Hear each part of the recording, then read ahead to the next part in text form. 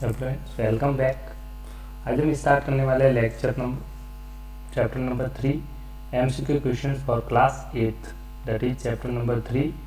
Chapter name is understanding quadrilaterals for class 8th mathematics. MCQ questions start करते हैं without wasting the time. First question, which of the following is a regular quadrilaterals. तो पहले आपको meaning समझना पड़ेगा। Regular का meaning क्या है? रेगुलर का मतलब होता है all sides and all angles are equal. All sides and all angles are equal, उसे बोलते हैं रेगुलर। और what is meaning with quadrilateral? Quadrilateral मतलब पॉलीगन विथ 4 साइड्स। कितनी साइड्स होनी चाहिए? 4 sides, that is the quadrilateral. Close figure bonded by 4 line segment is called quadrilateral. तो आपको ऐसा पॉलीगन बताता है जिसके all sides all angle equal हो और 4 साइड्स हो कम से कम। तो आप ऑप्शन देखेंगे, first square, second trapezium, kite and rectangle. तो आपका आंसर हो जाएगा स्क्वायर, क्योंकि ऑल साइड्स इक्वल होती है स्क्वायर में। All angles are also 90 degree each. All sides are equal and each angle is 90 degree. Each angle is the 90 degree. That's why it is called regular polygons. Regular means, what is the meaning of regular? All sides, this side, this side, this side, this side, all sides are equal and all angles are equal. Each is 90 degree. That's why square is the option A is the correct answer. Next questions की तरफ चलते हैं। Question number 2. The perimeter of a parallelogram which parallel sides of length, parallel sides की length दे रखी है आपको 12 centimetre and 7 centimetre. आपको find out करना है पेरीमीटर। तो सिंपल सा आपको डायग्राम के थ्रू समझाता हूँ। इस तरह से एक पैरेललोग्राम है जिसकी पैरेलल साइड्स मतलब आमने सामने की sides. This side parallel to this one and this parallel to this one. तो आपको गिवन है parallel sides. Suppose this is parallel sides 1 pair, this is 12 centimetre and this is 12 centimeter. Another parallel sides are this one, that is equal to 7 centimeter. Opposite sides of a parallelogram are equal, therefore 7 centimeter. आपको find out करना है perimeter. क्या find out करना है? Perimeter. Perimeter होता है सम of all sides. तो सबको ऐड कर दीजिए, 12 + 7 + 12 + 7, तो आपको पेरीमीटर मिल जाएगा पैरेललोग्राम का। सबको ऐड कर देंगे तो आपका फाइनल आंसर आ जाएगा पेरीमीटर। सबको ऐड कर दीजिए, 12 + 7, 12 + 7 + 12 + 7,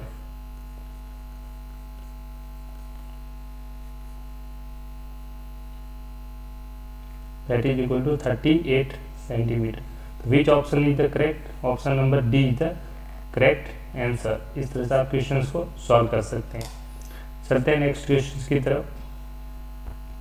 angle A and C of 2 opposite angles of a parallelogram. एक पैरेललोग्राम है जिसके A and C opposite angles है। तो सपोज एक पैरेललोग्राम आप मान लीजिए A B C D is a parallelogram जिसके दोनों ऑपोजिट एंगल्स दे रखे, सॉरी बी नहीं दे रखा है, गिवन है ए एंड सी।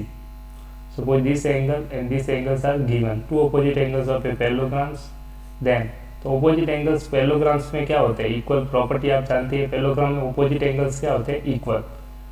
तो this angle will be equal to this one. Opposite angles of a parallelograms are equal, तो हम लिखेंगे angle A equal to angle C.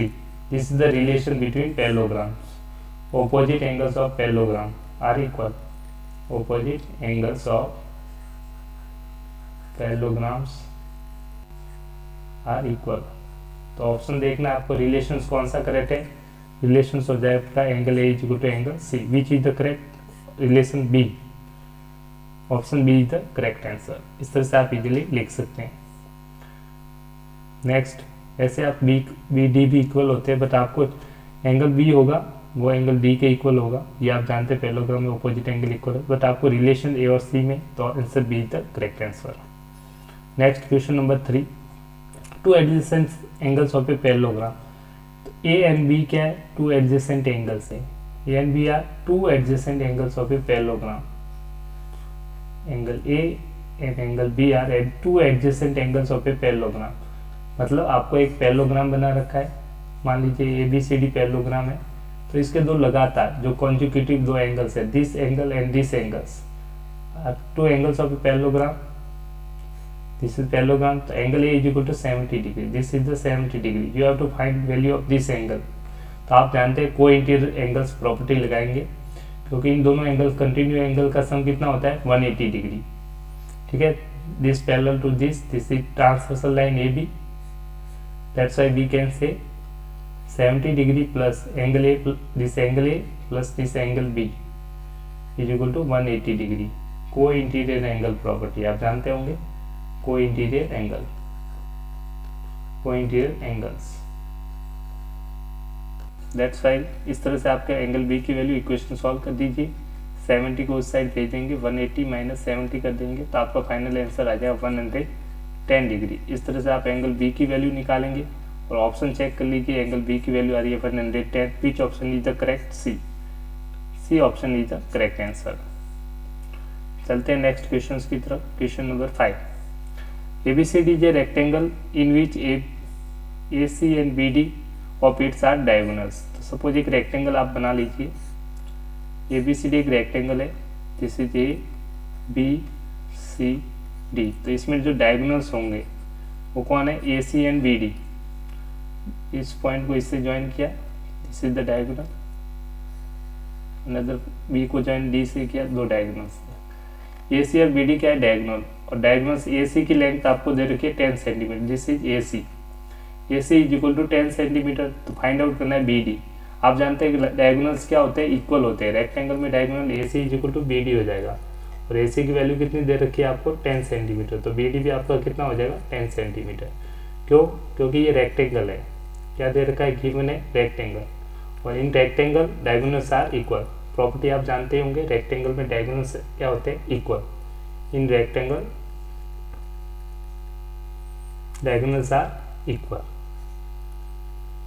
Diagonals are equal, therefore जो BD की वैल्यू होगी वो भी क्या हो जाएगा 10, क्योंकि AC की वैल्यू आपको गिवन है 10, AC 10 है, तो BD भी क्या हो जाएगा आपका 10 ही रह जाएगा, 10 ही रहेगा। तो which option is the correct, A is the correct answer. इस तरह से आप प्रॉपर्टी रिलेटेड क्वेश्चंस भी कर सकते हैं। नेक्स्ट क्वेश्चंस की तरफ चलते हैं।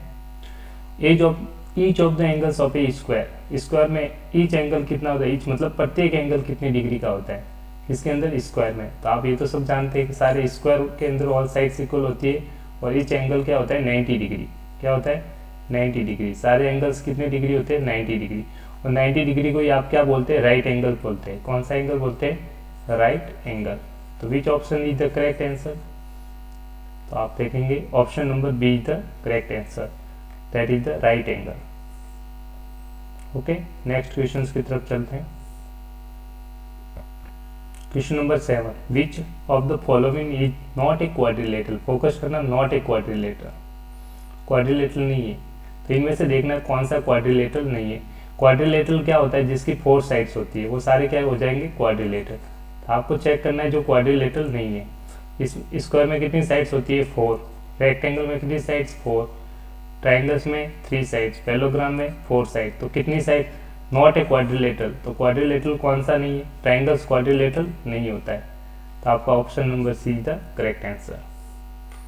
नेक्स्ट क्वेश्चन की तरफ चलते हैं। Question number 8, which of the following quadrilateral have 2 pair of adjacent sides equal. ध्यान से पढ़ना, इसमें बहुत ट्रिकी क्वेश्चन है, बहुत से स्टूडेंट इसमें गड़बड़ करते हैं, थोड़ा सा ध्यान से पढ़िए। क्वाड्रिलेटरल बताना है, एक ऐसा quadrilateral which have 2 pair of adjacent sides equal and its diagonals are at 90 degree.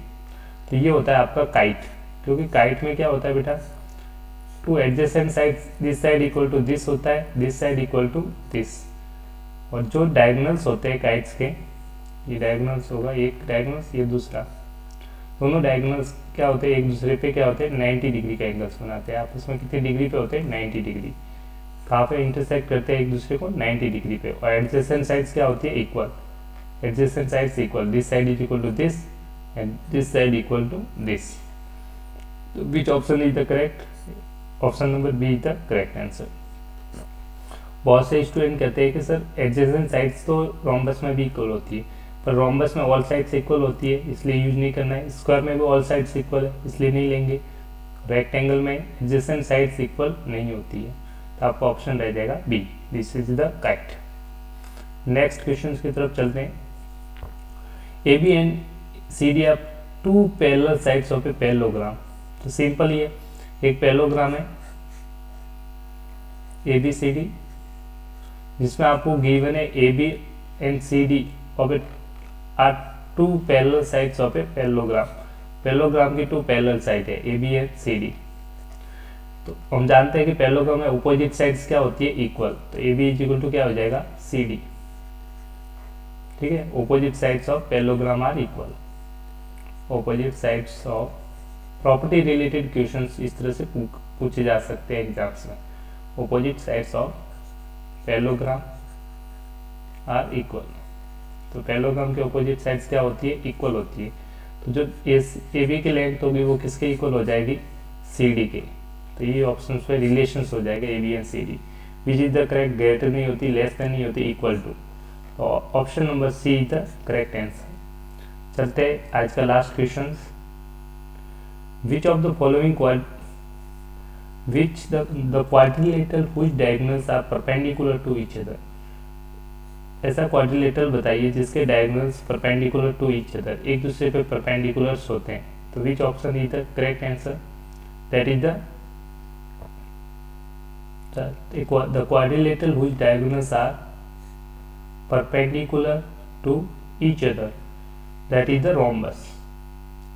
क्योंकि पैरेललोग्राम में डायगोनल परपेंडिकुलर नहीं होते, इसमें भी नहीं है, राइट में भी नहीं है, तो रोम्बस। रोम्बस में आप सभी जानते हैं, सपोज ये रोम्बस है, तो रोम्बस के अंदर ये रोम्बस होगा, रोम्बस में ऑल साइड्स इक्वल होती है, ये भी आप जानते होंगे।